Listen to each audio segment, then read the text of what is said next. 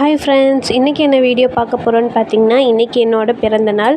So என்னோடய பிறந்த நாள் அப்போ நான் மட்டும் ஹாப்பியாக இருந்தால் பத்தாது அப்படிங்கிறதுனால நம்மளுடைய கஸ்டமரையும் ஹாப்பி பண்ணலாம் அப்படின்னு சொல்லிட்டு இன்றைக்கி சூப்பரான 2 ஆஃபர் கொண்டு வந்திருக்கோம்.